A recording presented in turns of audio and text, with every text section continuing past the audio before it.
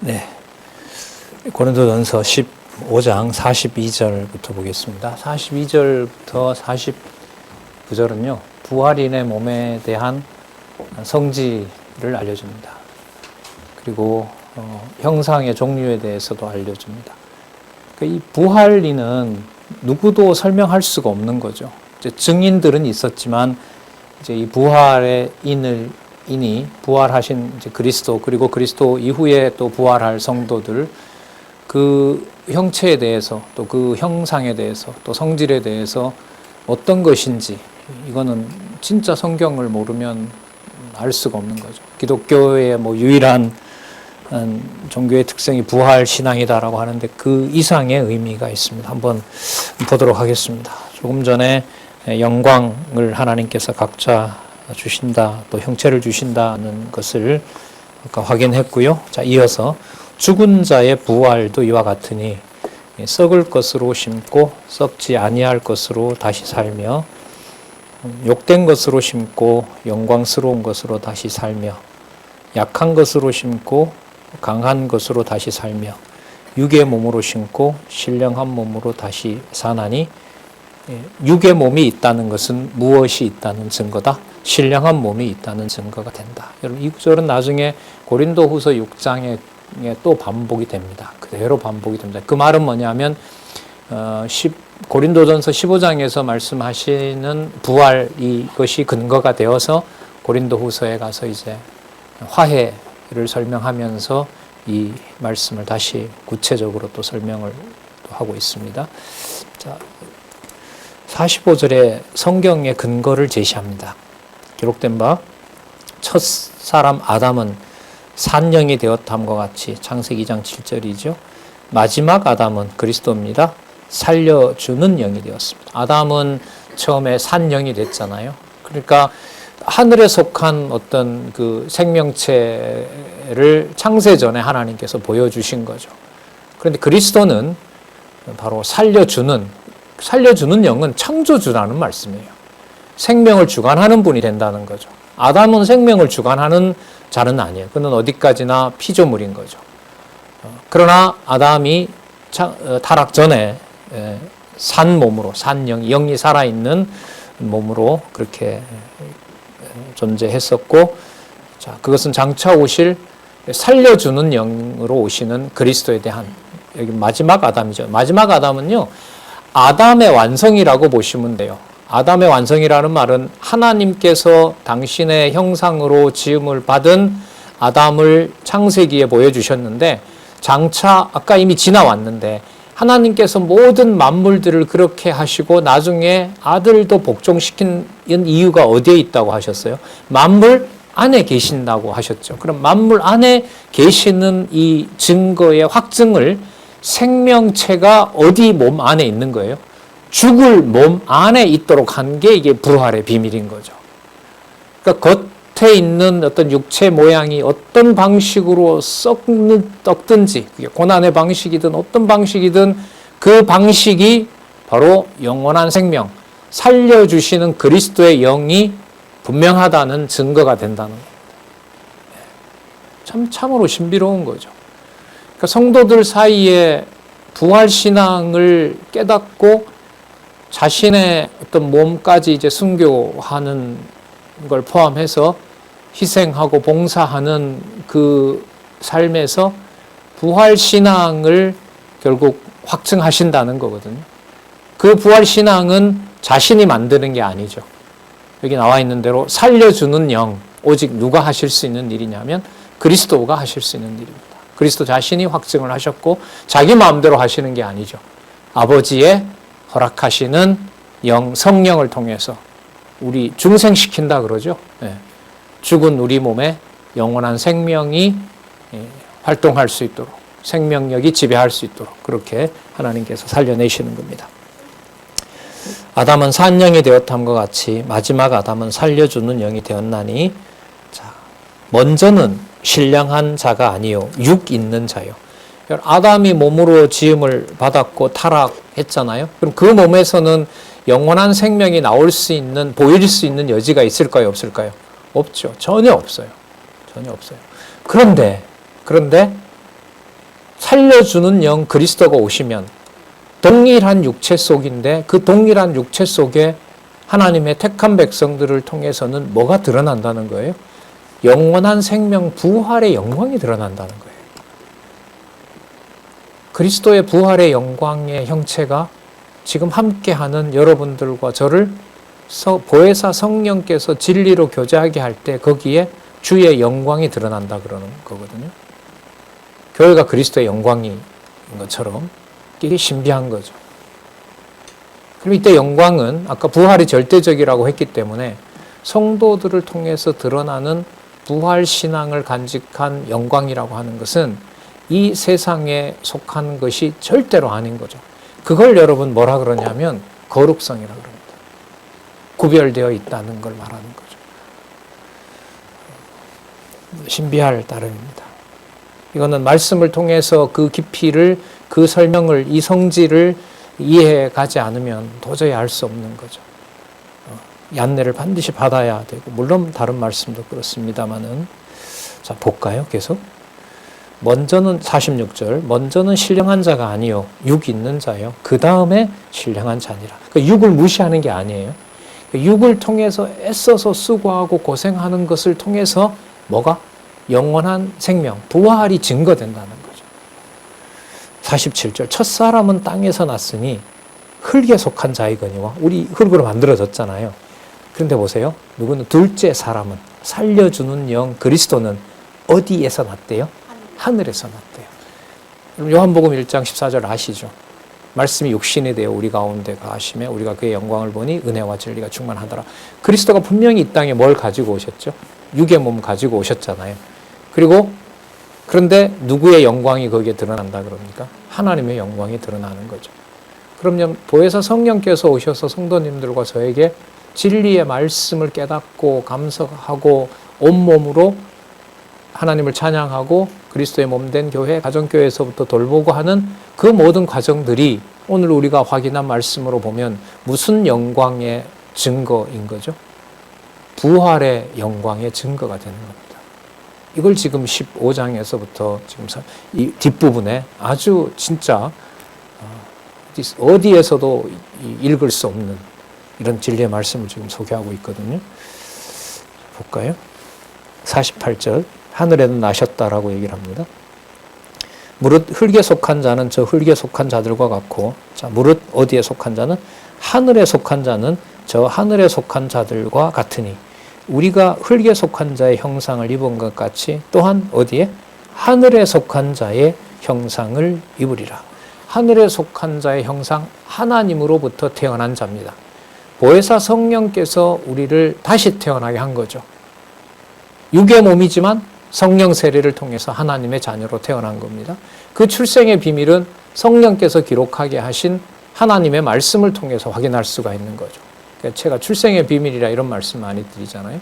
창세전 그리스도 안에서 하나님 자녀된 사건을 아직은 아니지만 이미 간 분들, 그리고 앞으로 다시 부활할 분들, 또 우리도 미래에는 우리가 이제 부활의 몸으로 다시 살게 되는데, 육의 몸을 가지고 성령께서 성령께서 중생시킨 영원한 생명을 통하여 그리스도를 통하여 확증된 무슨 생명?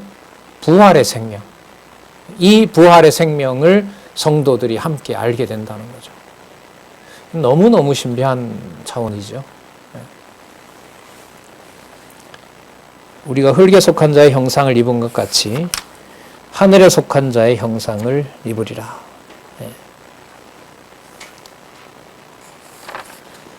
그리고 50절에서부터 58절을 보면 부활 소망에 대해서 밝혀주며 주의 일에 힘쓸 것을 당부합니다. 이거 한번 보시면요. 부활은 성도들에게 현재 드러나고 있는 그 미래의 소망을 확증해 주는 겁니다.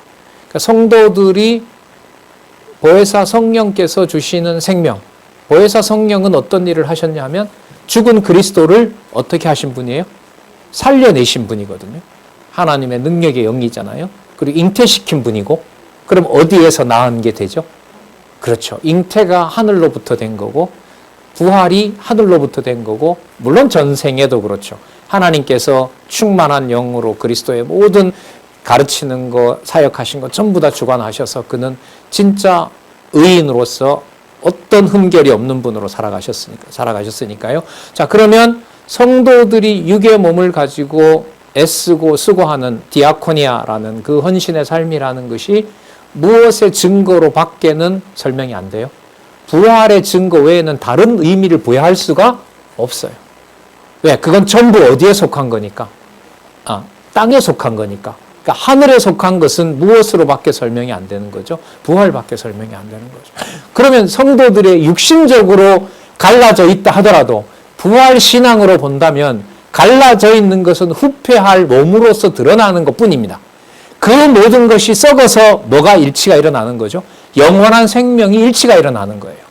그래서 사도 바울과 거리가 멀어지더라도 부활 진리가 분명하기 때문에 교회의 일치라고 하는 것은 사도 바울 기준으로 맞지 않는다고 교회가 일치되지 않았다라고 말할 수가 있을까요? 없을까요? 절대로 말할 수가 없는 겁니다.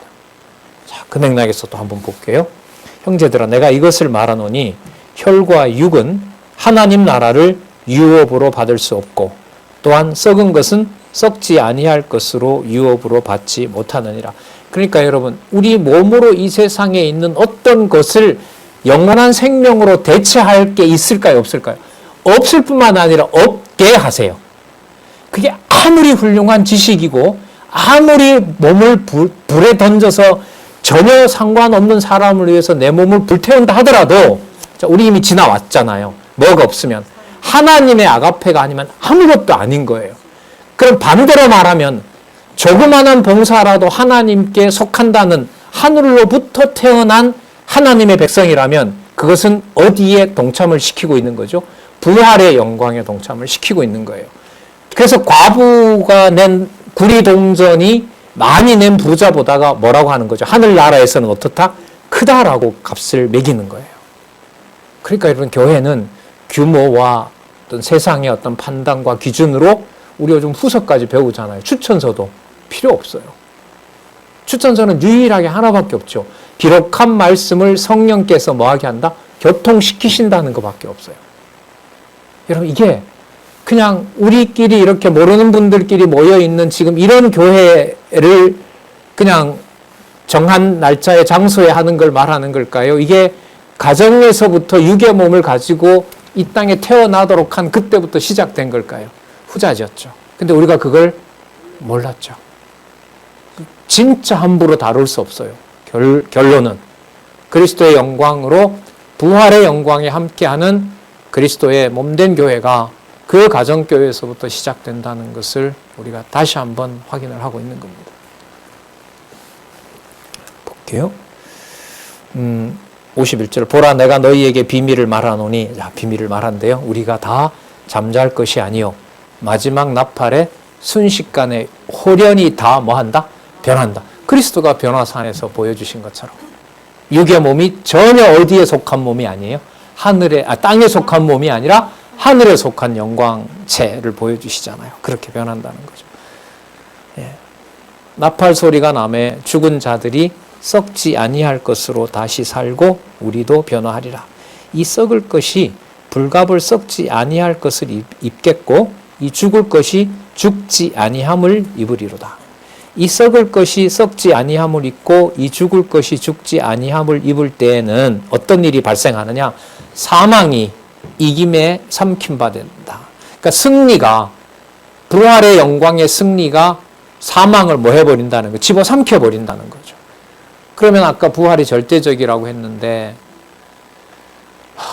불에 타서 죽은 순교자들이건 목베임을 당한 자들이건 곧 고문당하다가 죽은 성도들이건 어떤 말로 할 수 없는 그런 모습으로 그 형체가 사라진 분들이라 하더라도 하늘에 속한 영광으로 보면 이 땅에 속한 그런 형체로 설명이 될까요? 안 될까요? 안 되는 거죠.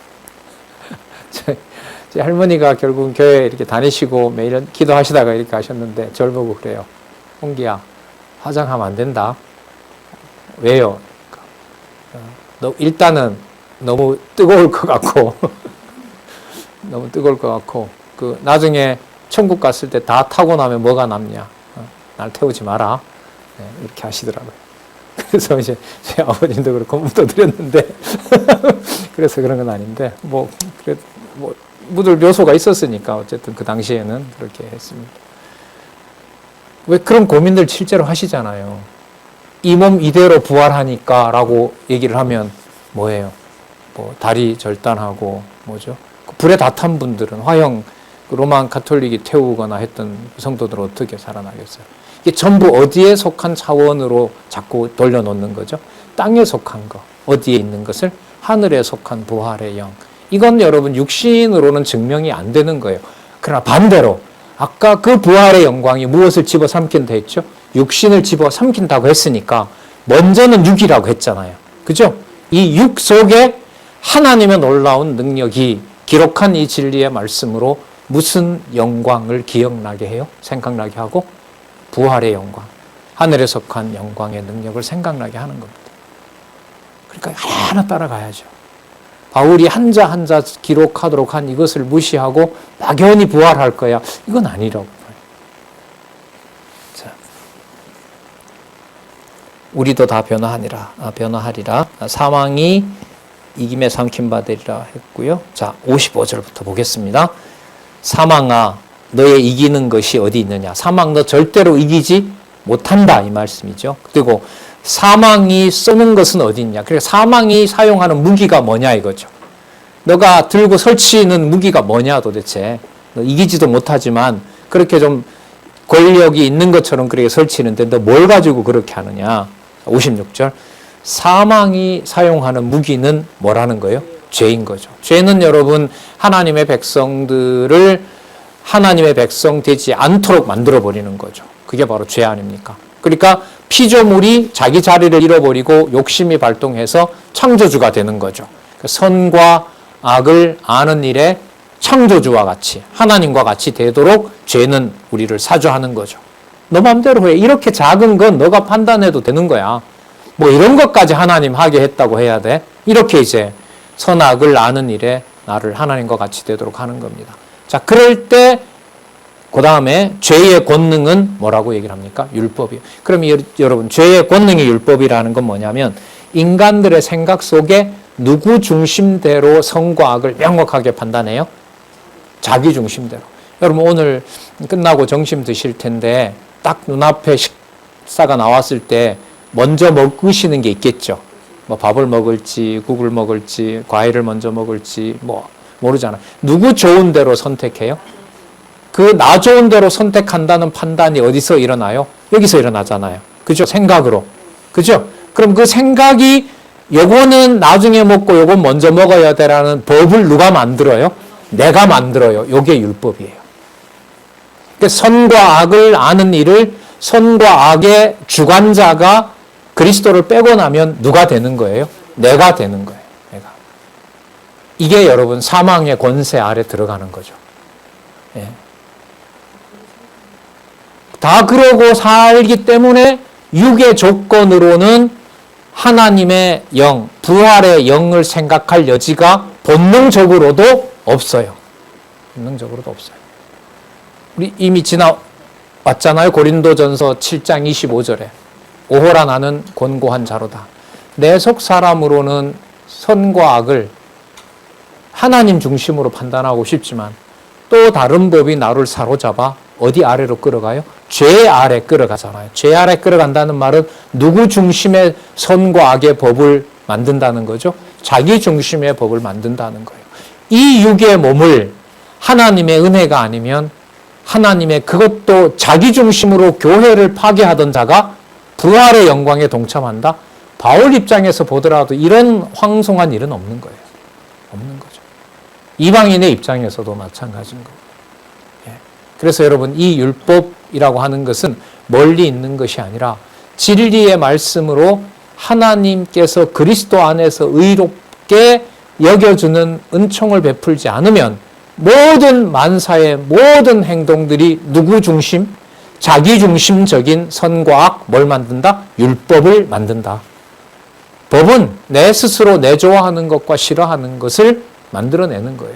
여러분 사람도 그럴까요? 사람만 그럴까요? 동물도 본능적으로 그럴까요?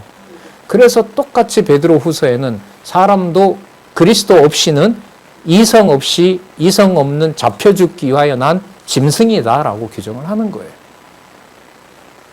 그리스도 밖에 있으면 아무것도 아닌 거죠. 그야말로 심판의 대상으로 존재하는 겁니다. 그래서 이 구절요, 사망과 율법이라고 하는 것은 멀리 있지 않습니다. 그러니까 육의 몸으로 자기 스스로 자기가 법이 되어서 좋고 나쁜 것을 판단하는 이 행위가 바로 사망이고 죄의 권세 아래에 있는 겁니다. 그 육의 몸이 부활의 영광을 입도록 그리스도가 약속을 해주셨고 확증을 해주셨다? 이걸 어떻게 받아들이냐 말이죠. 육의 몸으로 상상도 할 수 없는 일들이 그리스도께서 보여주신 부활의 역사였거든요. 받아낼 수가 없죠. 감당할 수가 없는 거죠. 그래서 여러분 나중에 후서에 가면 육신적으로 사도라는 증명서를 내라 그럴 때 율법은 뭐 하는 증명서입니다? 글자를 여러분들과 저를 성령께서 진리 안에서 소통하는 증거를 빼고 누구한테 가서 객관적 증명을 받은 증명서를 가지고 나를 사도로 증명하는 것은 죽이는 율법의 명을 따르는 겁니다. 그런 거잖아요. 내가 내 중심으로 여러분들이 확인할 수 있는 증명서를 작성해서 제출을 했어요. 뭐가 있기 때문에 확인을 해줘요? 객관적인 글자로 된 증명서.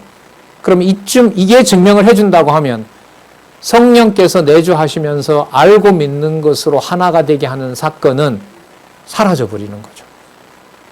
반대로 그 진리의 말씀을 알게 하는 사건으로 하나가 된다는 말은 육체적이고 눈으로 확인하고 감각적으로 확인할 수 있는 그런 증명서가 없더라도 진리 안에서 소통이 일어나면 그게 무슨 증거가 되죠?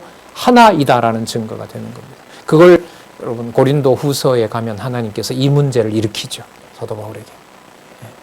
자, 그건 나중에 이제 또 가서 우리 확인해 보도록 하고요. 자, 이 구절 어렵긴 하지만 깊이 우리가 좀 생각을 해 보시면서 중요한 구절이 된다고 저는 생각을 합니다. 자, 8450에 보시면 조금 풀어놓은 구절을 제가 좀 주석 부분을 좀 참조하고 가겠습니다. 두 번째 단락 중간쯤이네요. 중간쯤에 두 번째 단락 밑에서부터 10번째 줄이네요. 8450 두 번째 단락 밑에서부터 10번째 줄. 아까 그 성경 구절 다음에 다시 말하면 율법이 사람을 뭐 되게 한다? 죄인 되게 해요. 선과 악을 선택하는 순간 그리스도 밖에 있으면 누구 중심의 선악을 취해요? 내 중심. 그럼 그게 누가 된다는 거죠? 죄인이 된다는 거죠.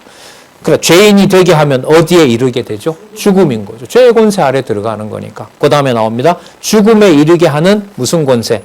사망 권세가 되는 겁니다. 이것을 그리스도의 부활의 권능으로 멸하여 성도로 승리케 하시는 하나님께 감사한다. 자, 5절 그래서요. 자, 57절요. 우리 주 예수 그리스도로 말미암아 우리에게 이김을 주시는 하나님께 감사합니다. 그러면 주 예수 그리스도 밖에는 이길 수 있는, 율법으로부터 벗어날 수 있는, 해방을 받을 수 있는 길은 있다 없다? 없다는 거죠. 사도 바울로서는 이 그리스도의 몸된 교회를 파괴하던 자가 이 말씀을 전하도록 사도로 부름받았다는 것을 인간적으로 좀 생각을 해보면 죽어도 할 수밖에 없는 일 같아요. 그러나 그 역시도 자기 마음대로 자기 조율대로 그렇게 하게 하세요? 못하게 하세요? 못하게 하죠. 그걸 우리 고린도 전후서에서 보고 있잖아요. 그렇다면 하나님의 교회는 하늘로부터 태어난 부활의 영광을 덧입을 하나님의 백성들을 통해서 세우시는 하나님의 교회는 이 지상에 있는 어떤 모습으로도 그 영광을 훼손할 수가 있다 없다? 없다. 그 말은요. 사회 탓이나 누구 탓이라는 것으로 판단을 할 수가 있다는 거예요? 없다는 거예요? 없다는 거죠. 그 비밀이 바로 그리스도의 몸된 이 교회, 실체적인 교회의 비밀입니다. 이 이론의 근거가 이렇게 단단하고 신비로울 줄 참 몰랐어요. 다시 한번 여러분들과 확인을 하고 있는데 58절 그러므로 내 사랑하는 형제들아 견고하여 흔들리지 말며 항상 주의 일에 더욱 힘쓰는 자들이 되라. 그러니까 이 말을 다르게 말하면 저처럼 날마다 죽이게 되면 죽으셔도 됩니다, 이 말이잖아요. 뭐가 흔들림이 없으니까. 부활의 영광은 어떤 흔들림도 없기 때문에 그걸 지금까지 설명한 겁니다. 자, 이는 왜냐하면 너의 수고가, 그 다음이 중요해요. 너의 수고가 어디 안에서? 주 안에서만. 아까 57절에 누구냐 하면 우리 주 예수 그리스도 안에서만 뭐가 됩니까? 헛되지 않는 거죠. 그런데 이게 우리가 13장에 지나왔잖아요. 누구의 사랑이 강권해 주셔야 되죠? 이끌어 가셔야 돼요. 하나님의 사랑이 천사의 말이나 몸을 불태워도 될 수 있는 그 인간의 어떤 행위로 바꿀 수 있는 그런 게 절대로 아니다라는 거죠. 그게 여러분 누구예요? 지체들의 일치가 이루어진 교회라는 거죠. 그리고 그분들이 내는 연보가 무슨 신앙의 기초를 두고 있다? 부활신앙. 자기를 뭐 하신? 자기를 십자가에 버리신 바로 그 신앙의 토대를 두고 있는 것이 바로 연보 생활로 드러나는 겁니다. 이렇게 전혀 다른 사건인데 너무너무 치밀하고 깊이 있게 이 진리가 전해지는 겁니다. 그러니까 사도행전에도 나오고요. 이 물질 문제, 돈 문제가 로마서에서부터 시작해서 요한계시록 끝까지 계속해서 나와요. 계속해서. 그러니까 성도들의 연보, 우리가 요즘 많이 확인한 디아코니아라고 하는 물질적인 봉사뿐만 아니라 연보, 식사, 대접, 고아, 과부 챙기는 일체 모든 일들, 그 디아코니아의 직분이라고 하는 것은 성도 생활에 있어서 육의 몸을 가지고 있는데 그 육의 몸이 무슨 영광을 발하는 증거가 돼요? 부활의 영광을 증거하는 게 돼요. 이게 여러분 연보의 비밀입니다. 여러분 단지 무슨 기부 문화가 기독교에도 있다 이런 차원이에요? 아니에요? 그런 거 아니에요. 매우 조심스럽고요. 매우 신중하게 되고요. 각자 성도에게 준 하나님의 은사가 있는데 그걸 내가 어떤 특정한 목적을 만들어 놓고 거기에다가 당신 이렇게 해라? 안 돼요. 다른 어떤 것도 명령해서도 안 되는 거지만 그 사람의 육신의 삶을 결정하고 있는 그런 금전적이고 경제적인 규모에 대해서는 더더욱 누구나 이런저런 명령을 요구할 수가 없습니다. 네. 자. 그러나 16장에 가면은요, 그 연보가 주 안에서예요. 그리스도 안에서 어떻게 되는 것이 아름다운 일이 되는지는 알려는 줍니다. 알려는 줘요. 그러니까 그 알려주는 게 사도 바울의 명령이냐, 아니면 그리스도가 하나님의 교회를 자신이 보여주신 연보의 그 사역을 통해서 깨닫게 하는 것이냐, 그 믿음을 주셔야 가능한 거죠. 그래서 여러분, 교회 개혁의 첫 번째 개혁이 여러분, 첫 번째는 아니죠. 재정 개혁이라는 거죠. 각자 하나님 앞에서. 자, 부활신앙으로 일치함, 16장 1절에서부터 9절. 내용은 연보 얘기인데, 제목은 뭐로 달려 있어요? 무슨 신앙? 부활신앙. 그래서 우리가 하고 있는 이 연보와 부활은 뗄래야 뗄 수가 없다. 과부가 구리동전 하나 낸 것이 자기 몸을 드리는 것처럼 보입니까? 부자가 거액을 연보한 것이 자기 몸을 드린 것처럼 보입니까? 세상의 눈으로는 평가할 수 있을런지 몰라도 부활의 영광의 눈으로는 절대로 그 현상을 보고서만 평가할 수가 없다.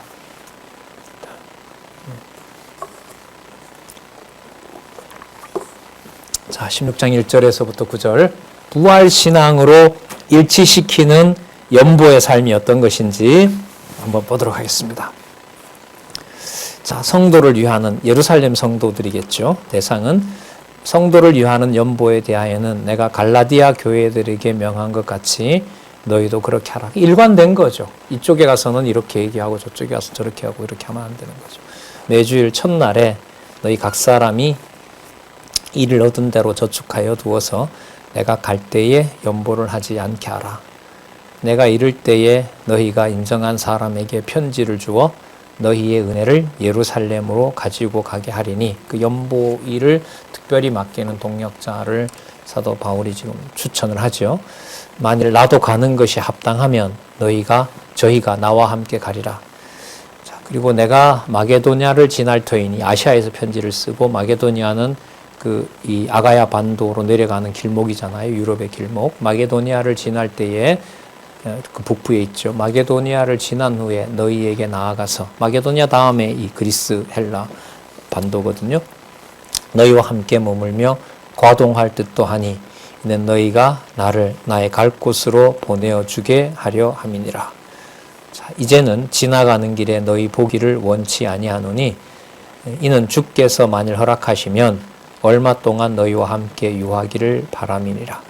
그러니까 지금 들리지 않고 나중에 겨울 동안 고린도에서 오랫동안 유하려고 그렇게 계획을 잡고 있습니다.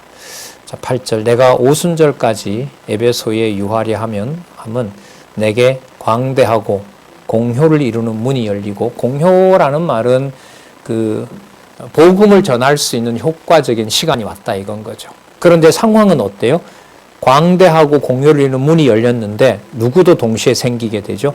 대적하는 자가, 교회를 대적하는 자도 많이 생겨버린 거죠. 그러니까 그 교회를 두고 갈 수가 없는 겁니다. 일단 여기에서 복음은 전하고 그 교회와 함께 있고, 이제 마게도니아에 갔다가 마게도니아에서 이렇게 내려오면, 이 서울에서 이제 부산으로 내려오는 것처럼 마게도니아에서 이제 아가야로 내려오는 일정을 잡았어요.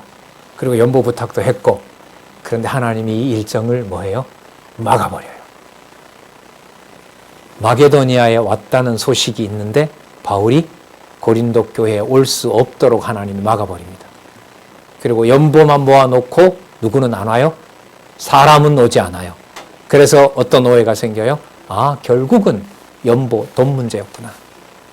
그래서 사도 바울이 고린도 교회와 분열이 일어나는 내용이 역사적인 배경입니다. 고린도 후서에 나옵니다. 자, 볼까요? 16장 10절에서부터 14절. 여러분, 연보 이 헬라어 표기가 나왔죠? 거기 한번 읽어볼게요. 8452페이지.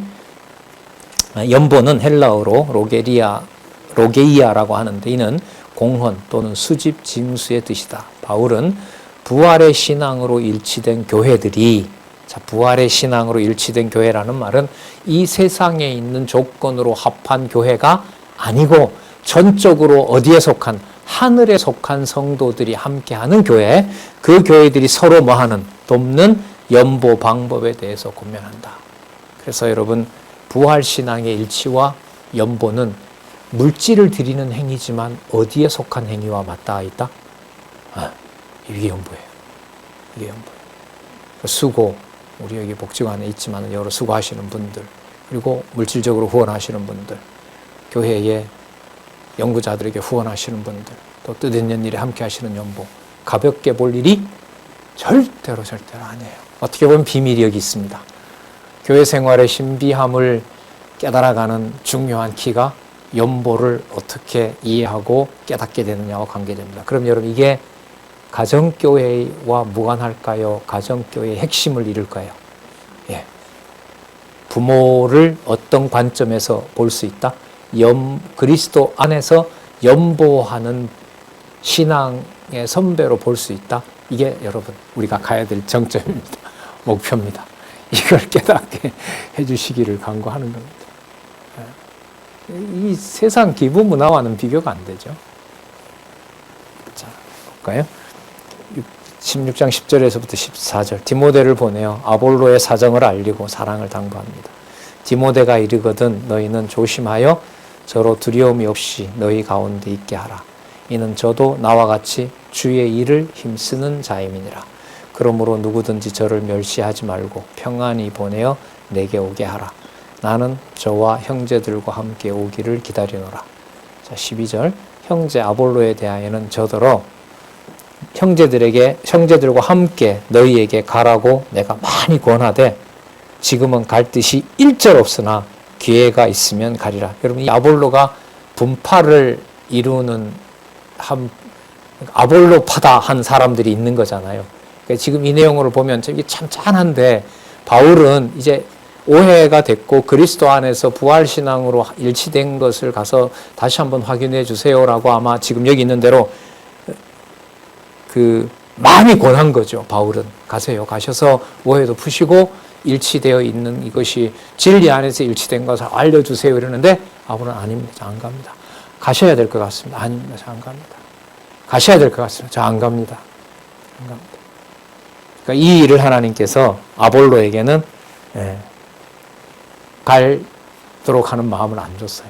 그러니까 상상하건대 아볼로 입장에서는 누구 편을 들었던 사람들이 좋아할 우려가 있어요. 아볼로를 따라갔던 사람들이 좋아할 수 있잖아요. 그렇죠? 그러니까 무게 중심이 누구 중심의 얘기가 만들어질 확률이 많아요. 그러니까 이걸 딱 읽어보는 아볼로 입장이 얼마든지 될 수도 있겠다. 이거. 그러니까 자기 신변에 대한 주장보다가 고린도 교회 일치를 위해서는 바울로 봤을 때는 권하지만은 아볼로가 봤을 때는 하나님께서 뭐 하지 않는 걸로, 가지 않는 것으로. 그래서 여러분, 이건 성도 교제에 힌트를 많이 줍니다. 그래서 앞으로 어떻게 될지 모르지만 뭐 중국이든 동남아든 뭐 일본이든 곳곳에 선교 여정들이 일어날 수 있을 거잖아요, 앞으로. 그럴 때 누가 가고 안 가고 이런 모든 문제들을 그 마음을 주시고 누가 가고 어디까지 가고 하는 거 다 누가 조정하신다는 거죠? 하나님께서 그렇게 하신다는 거죠. 작은 한 절이지만 1장에서부터 나왔던 문제이기 때문에 이게 지금 여기 와서 이렇게 마무리가 돼요. 예. 자, 내가 많이 권하되 지금은 갈 뜻이 일절 없으나 기회가 있으면 가리라. 깨어 믿음에 굳게 서서 남자답게 강하여라. 너희 모든 일을, 여기에 또 나오네요. 모든 일을 무엇으로? 사랑으로. 사랑으로 한다는 말은 강요하거나 인위적으로 하거나 세상 일과 교회 일을 섞어 놓거나 이렇게 하지 않는다는 거죠. 예, 이해가 되실 겁니다. 자, 그리고 이렇게 사랑으로 행하는 자들이 무난하는 이 기록이 그 다음에 나옵니다. 동역자들과 교회들의 영접을 통해 서로 영접하기를 권합니다. 형제들아, 스데바나의 집은 곧 아가야의 첫 열매요. 또 성도 섬기기로, 이 섬기는 게 디아코니아죠. 성도 섬기기로 작정한 줄을 너희가 아는지라. 내가 너희를 권하노니 이 같은 자들과 또 함께 일하며 수고하는 모든 자에게 복종하라. 여러분, 여기서 이제 무게는, 이 디아코니아는 땅에 속한 몸으로 하는 거지만 그 본질을 어디에다가 딱 묶어 놓고 있어요? 부활인 거예요. 이걸, 이 후반의 논리를 떨어뜨리면 안 돼요. 이게 어디로 가냐면 후서로 가요. 후서로 가요. 그래서 바울과 극단적으로 헤어져도 부활신앙이 토대가 되면서 절대로 뭐 하다고 할 수 없어요? 헤어졌다고 할 수 없는 거예요. 자, 그래서 15장이 제가 볼 때 매우 중요해요. 이 부활이. 이 같은 자들과 또 함께 일하며 수고하는 모든 자에게 복종하라. 내가 스데바나와 부드나도와 아가이고에 온 것을 기뻐하는, 이분들이 아마 고린도 교회 소식을 가지고 온 거죠. 지금 실제로 우리에게도 일어나는 일들이고요. 저희가 너희의 부족한 것을 보충하였습니다. 뭐 물질보다가 고린도 교회의 여러 면들을 설명해주고 또 거기에 이제 답을 해주고 또 이런 편지까지. 자, 저희가 나와 너희 마음을 시원케 하였으니 그러므로 너희는 이런 자들을 알아주라. 아시아의 교회들이 너희에게 무난하고, 지금 아시아에 있으니까요. 아굴라와 브리스가와 그 집에 있는 교회, 가정교회네요. 주 안에서 너희에게 간절히 무난하고. 여러분, 안 그렇겠어요? 교회가 파당이 지어지고 지금 사악한 자들이 와서 하고 있고 부활도 없다 그러고, 이걸 지켜보는 동역자들 입장에서 진짜 터지죠, 속이. 당장이라도 달려가서 또 해주고 싶은 마음이죠.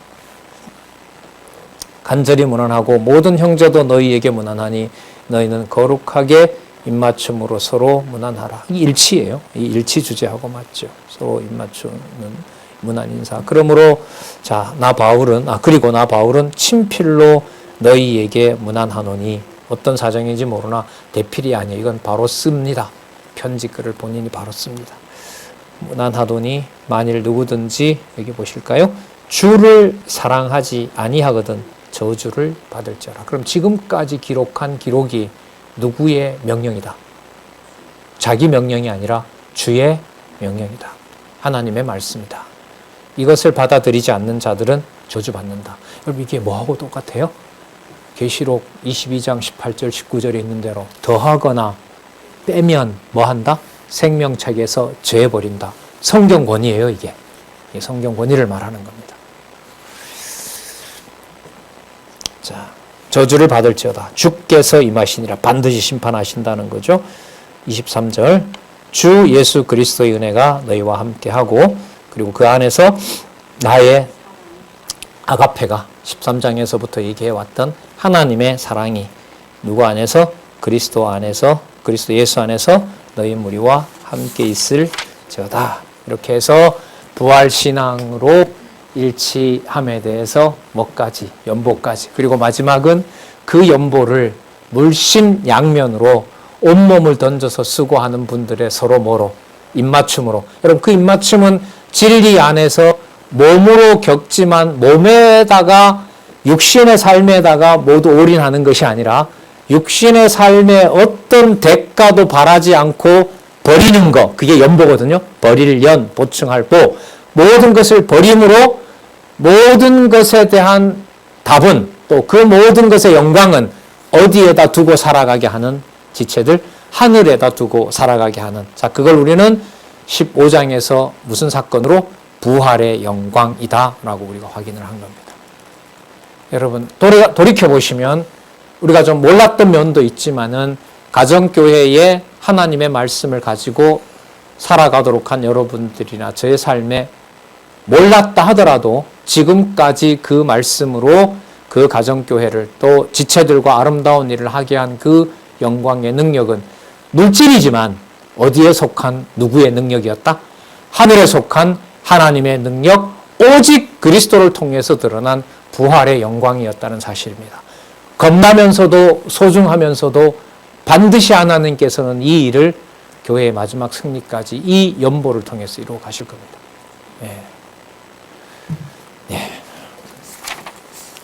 이 사건을 고린도 전서를 통해서 마감이 돼도 될 것 같아요. 제 생각에는. 이런 영광, 부활의 영광을. 그런데 이것을 이 지상에 있는 교회에 그대로 이루어 가시는 일을 누가 주관하실까요? 하나님이 주관하세요. 그 일이 고린도 후서의 화해와 합력으로 다시 가서 이 연보 문제가 고린도 후서에 가서 다시 거론이 돼요. 다시 반복이 돼요.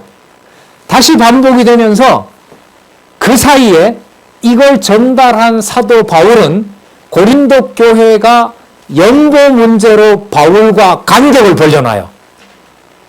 그게 고린도전서 후서 1장에서부터 7장까지의 배경입니다. 그래서 고린도 후서 1장에서 7장을 빼고요. 고린도전서 16장을 읽고 고린도 후서 8장부터 읽으면 논리가 기가 막히게 연결이 돼요. 왜? 거기에서부터 뭐가 나오니까 연보가 무엇인지 나오기 때문에. 그럼 1장에서부터 7장까지 화해의 복음을 깨닫게 한 이유는 화해가 아름다운 연보가 누구 앞에서 하는 게 아니라는 걸 확증해 주는 과정일까요? 사람 앞에서, 바울 앞에서, 그리고 바울이 모금하는 것도 아니고 바울이 자기 동족 챙기려는 것도 아니고 하늘에 속한 부활의 영광체임을 확증하기 위해서 1장에 고린도후서 1장에서부터 7장까지 그 화해가 바울과 일어나는 것이 아니라 그 연보를 누가 받을 만한 것으로 만든다? 하나님이 받을 만한 것으로 만든다. 여러분들 이게 무슨 얘기냐면요. 레위기서에 하나님께 드린 제사가 대제사장이 드리는 마지막 제사가 있어요. 이 제사를 안 받아주면 제사는 모든 게 무효가 돼요. 그 제사 제목이 뭐죠? 화목제예요. 가슴이 터질 뻔했어요, 제가.